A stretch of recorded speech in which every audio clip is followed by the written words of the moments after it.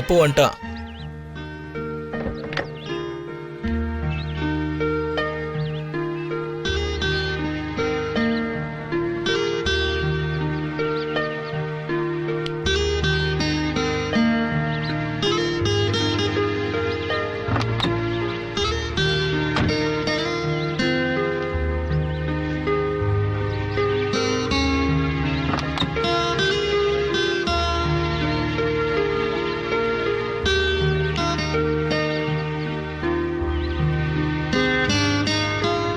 Good morning அப்பு.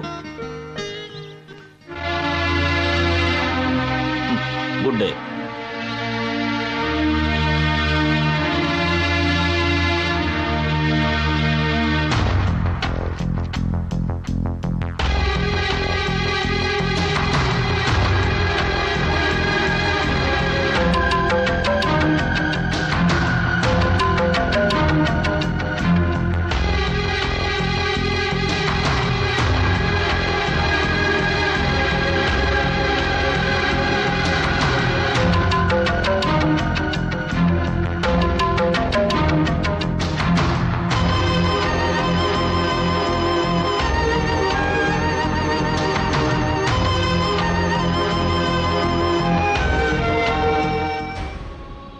அம்மா, உங்களுக்கு வெக்கமா இல்ல?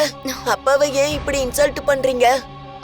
நல்ல வக்கீல் வைக்க காசு இல்லைன்றதுனால தானே நீங்களாம் இப்படி அவரை இன்சல்ட் பண்றீங்க. நீங்க காசு இருந்தா அப்பாவை ஒண்ணும் பண்ணிருக்க மாட்டீங்க. அப்புறம் எதுக்காக இப்படி ஒரு கல்யாணம் பண்ணீங்க?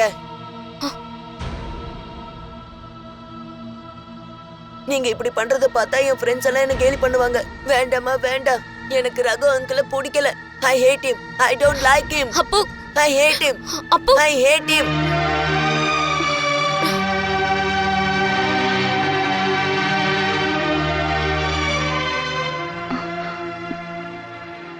இன்னைக்கு ஃப்ரீயா இருக்கீங்களா?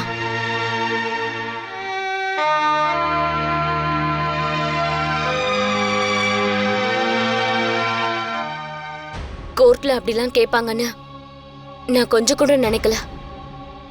வக்கீலுங்க ஒவ்வொருத்தரும் வக்கீலுங்களுக்கு அவங்க கேஸ் ஜெயிக்கணும், அதுக்காக எது வேணாலும் பேசுவாங்க. நம்ம அது பெருசா எடுத்துக்க வேண்டாம். அதே இல்ல, கவுண்டர் கிராசிங்ல உங்க வக்கீல் என்ன தரக்குறைவா கேட்கல, என்ன அவமானப்படுத்தல.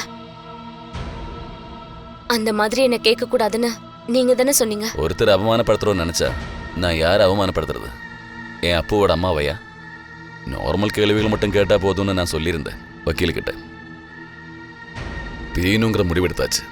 அதுக்கப்புறம் அவமானப்படுத்தியோ வேதனைப்படுத்தியோ கோர்ட்டில் அப்பு நடந்துக்கிட்டது நீ பெருசா எடுத்துக்க வேண்டாம்.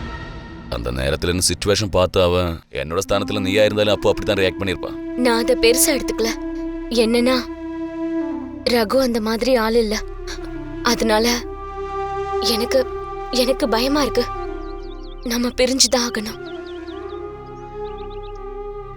அப்போட படிப்பு, அவனோட ஃபியூச்சர், இது மட்டும்தான் என் மனசுல இருக்கும்.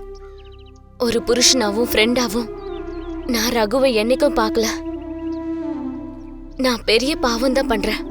அப்போவை தவிர யாரையும் விருப்பப்படாம வாழ்ந்த நானு வேற ஒரு கல்யாணம் பண்ண போறேன். உங்களுக்கு நல்லாவே தெரியும் எனக்கு எந்த ஒரு துணையும் தேவையில்லைன்னு. சில பொண்ணுங்க பாதி சொல்லிட்டு பாதி சொல்லாம போயிடுவாங்க தைரியம் இல்லாம.